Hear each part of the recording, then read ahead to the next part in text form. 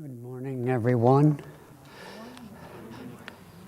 Yesterday, Morley and I were invited to be guests at a gathering called Darshana, and it's an initiative being undertaken by a group of Hindu organizations in America to enhance and share the Darshana, to get a glimpse, a sight, an understanding, a better understanding of Hinduism, something much needed in our culture. Had the opportunity to speak to many of the people there, organizers and others, and it's amazing in my lifetime, at least to me, that though I went to India quite young, in my 20s, that it's still amazing to me that how much of American culture, I won't speak for European culture, but I don't really think it's any different, but how much of American culture has embraced everything Indian, which at the time when I was young, I could never have imagined. Even when I went to India in the 70s, I wouldn't have imagined that whether it's fashion and clothing or food or science or medicine or obviously spirituality, that wouldn't be news particularly, but the entire Indian consciousness and culture has been embraced, but it's very poorly understood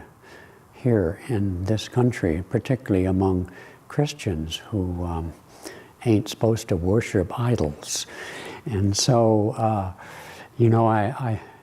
come back to that later, Puritans and all that sort of thing. But yesterday when we were chatting with some of the people, Morley mentioned to me that that the way you would describe the Blue Lotus Temple in Sanskrit is the Neel Kamal Mandir. Neel Kamal Mandir. Neel being blue and Kamal being one of the many terms in Sanskrit for lotus, and Mandir is more or less the equivalent of a place of worship and gathering and satsang, etc. And so then I asked him point blank, well, gee, golly whiz, how would you translate self-realization? Something I've actually thought about over the years and never really came to any conclusion beyond words like moksha, for those of you who know such a word. But he said, oh, that's easy, right away. He said, Atman Darshana, Atman Darshan, is that right? Atman Darshan, yeah, got it right. Atman being the soul, the self, okay? Darshan being anything from a glimpse of that to the realization of it. And so we have a new term for this place, Neel Kamal Mandir. So anyway, they're doing a good work and they have a website. I'll leave this up here for anyone who'd like. They've done a lovely job. In the West, when we think of Judaism and Christianity and Islam, we call them, or they are called, the Abrahamic faiths, are they not? Well, in India, the four main faiths of Buddhism and Hinduism and Jainism and Sikhism are called the Dharmic faiths. Now, all religion, all spirituality is focused on Dharma, obviously, but that's the term they apparently use, is the Dharmic faith traditions. So it was very informative. One of our former students in our Living Wisdom School for Children, who had been a child there for 10 years, Shivani, she's Indian, of course, has all grown up now, and she is an expert tabla player, and she did a tabla performance for us then. So, Yogananda said that he was asked, is this a sect, what he taught and what he was doing in his organization? He said, no, this is not a sect. And he said, it's a new dispensation. And yet I was reflecting, somehow being in this gathering yesterday, I realized that, from the outside in, of course, obviously from the standpoint of a historian of religion and tradition, the path of self-realization that Yogananda brought is, of course, a sect. Technically, it is. But I also realized yesterday, more importantly, that that from the historian standpoint, from the outward-in standpoint, the path of self-realization, Kriya Yoga, Raja Yoga, would be certainly viewed in terms of evolutionary terms as a new evolution of the form of Hinduism. We never call ourselves Hindu. In fact, when we were invited to this thing, I said, well, why would they invite us? No Orthodox Brahmin would consider what we're doing correct, proper, and Hinduism at all. But neither would the Christians, for sure.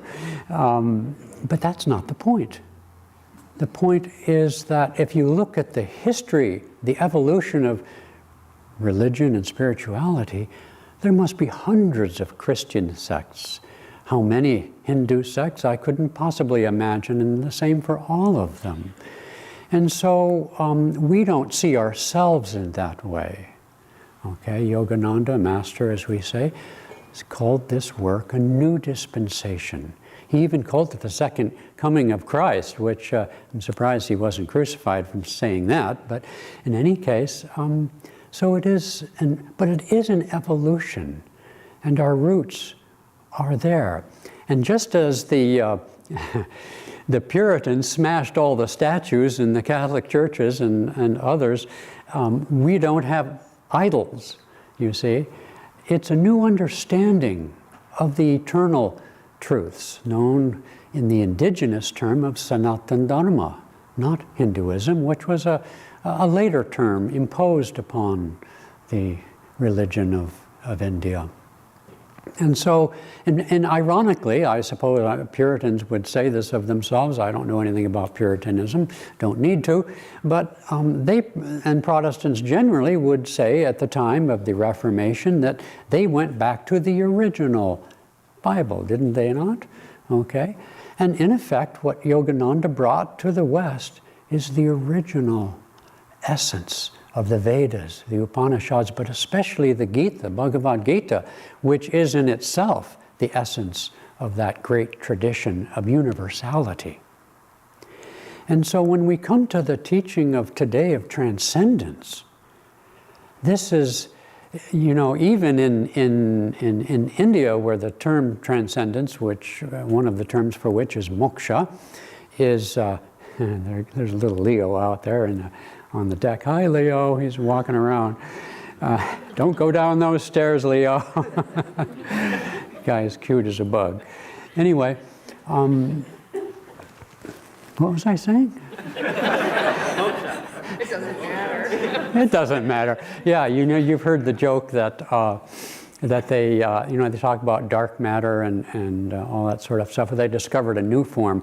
It's called doesn't matter. And it has no impact on the universe at all. But that's kind of like transcendence, you know. Krishna didn't fight in the battle of Kurukshetra.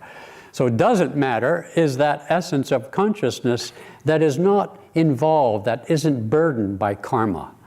But it's always present. It's omnipresent, you see. And even in India, that's what I was saying, even in India where moksha, artha, kama, and what's the other one? Moksha, artha, kama, and dharma are aspects of human life. Moksha is pretty much ignored, you know.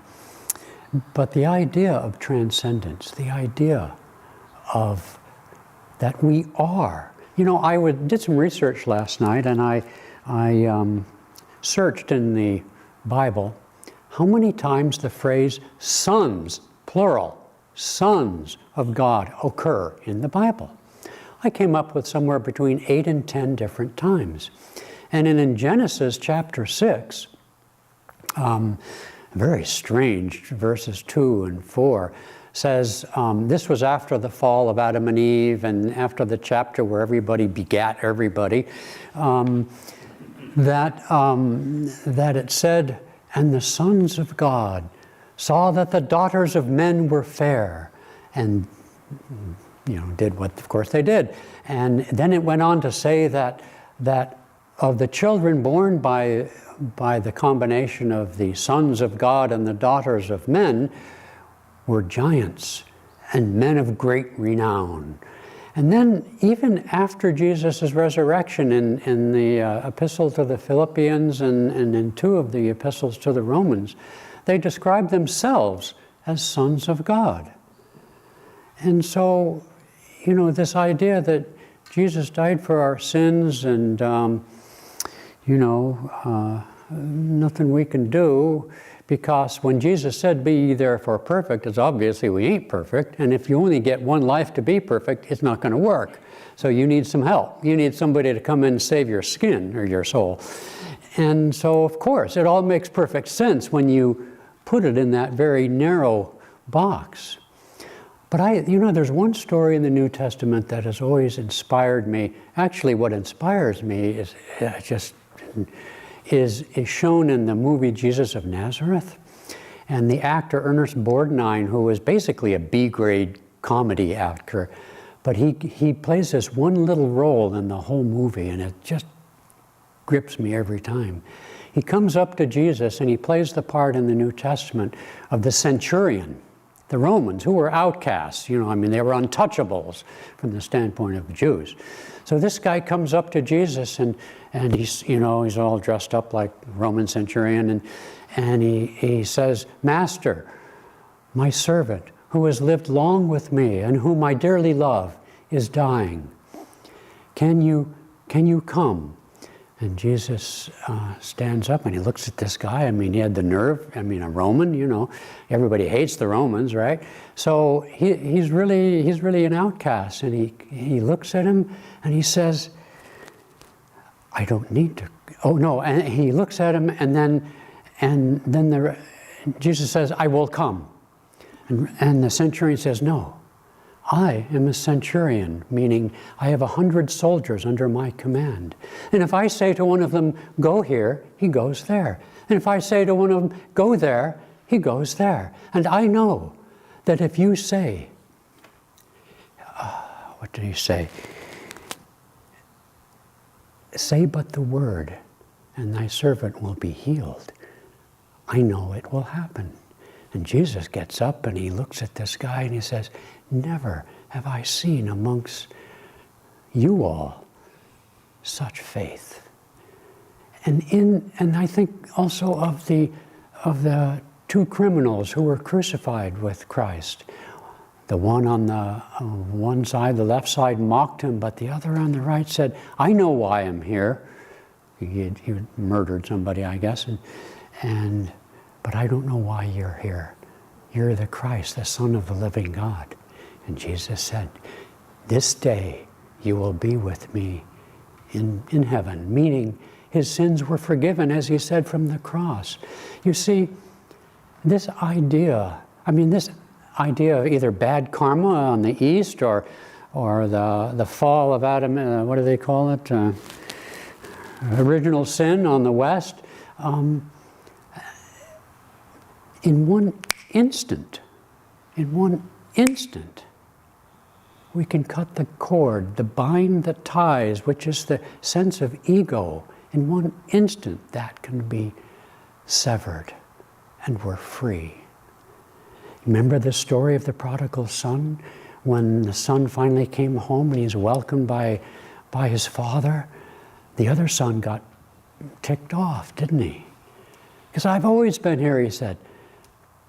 But the father said, it doesn't matter. He was lost, and now he's saved. This is the deeper teaching. And just to improve our lives is good enough. Kama, desire, artha, wealth, dharma, right duty. We all have to do that, and there's nothing wrong with any of those things. But it's moksha that frees us. And so this aspiration for we constantly think of ourselves, we tend more to think of ourselves as the technical term that I like to use is schmuck. And we think of ourselves as a schmuck, and because in this world of duality, we can never get it right. Perfection is impossible here. So that's sort of how we relate. On the other hand, braggarts, I was thinking to myself, do I know any braggarts? I realized I know 2 braggarts. And they're even members, but they're not here. But as Yogananda said, you know, inferiority complex, superiority complex, it's 2 sides of the same coin. It doesn't matter, you see? And so it's always an expression of insecurity, in other words. And so, sure, we could try to improve ourselves and get it right and all that good sort of thing. We have to do that. That's also part of the paradox of our liberation, of our salvation, of our moksha. But at the same time, we forget. At the same time, how often do we stop and look up? How often do we pause and feel? How often do we aspire to be greater than we are, which we know we are, when we're ill or bankrupt or not persecuted, I suppose, but you know, when people think we are schmucks, or they realize we're schmucks, we know we're not. We know illness is foreign to us. We know that even our mistakes, we readily forgive our mistakes. We're not so generous with respect to the next person's, but that's our problem. In any case, Tattvamasi, we are that. And it's a question always of remembering that. This is why meditation is so perfect. Perfection. Because in the stillness, you have to get beyond the narrative mind. But to get beyond the narrative mind, although sometimes it just happens, you know, Satori and all that sort of thing, I like to joke about the fact that Ramakrishna first went into samadhi, saw a bunch of ducks go by, so every time I hear quack, quack, quack, quack, I'm looking up hoping I'm going into samadhi, but ain't happened yet. But to enter transcendence, you have to want to, damn it. In other words, you have to want to put aside all that junk going on in your head that you're so attached to. This is what I always say in my meditation classes. You have to want to meditate, not have to meditate. You see what I mean? That doesn't work. You have to have that natural, you can call it devotion, it doesn't matter what you call it, that aspiration, that upliftment, that upward relaxation into being greater than we are. And in that moment, in that experience, we are free. All we have to do, Yogananda said, is to improve our knowing. It's not that complicated. You have to want it. And then make the steps day by day, not just in meditation, throughout the day, to feel, you know, that state of transcendence comes with intuition, but on a more practical level, it's a feeling.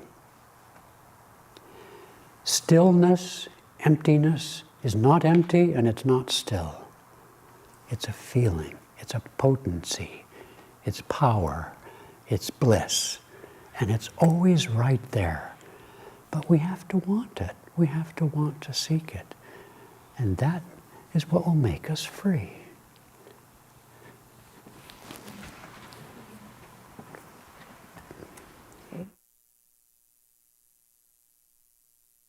Now to make music.